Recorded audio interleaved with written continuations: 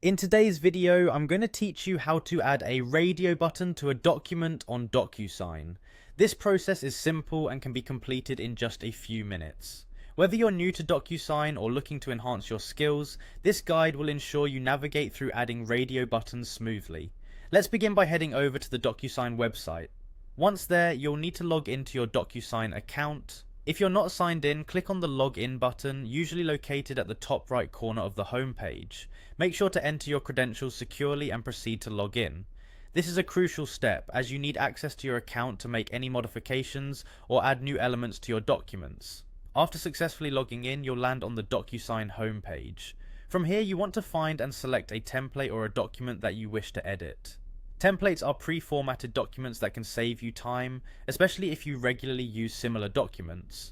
Choosing a template streamlines the process of adding radio buttons as they provide a structured layout to work with. Once you have your template ready, the next step is to add the necessary details to your document.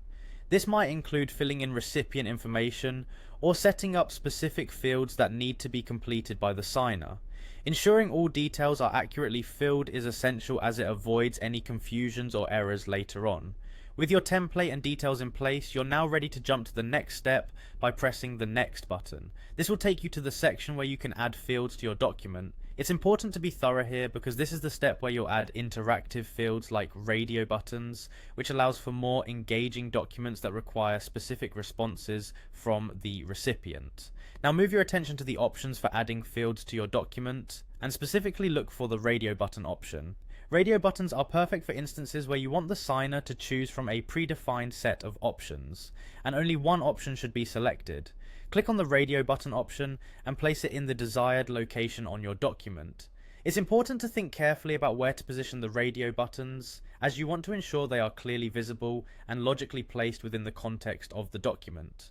With everything in order, double check your document to ensure the radio buttons are correctly set and all information is accurate.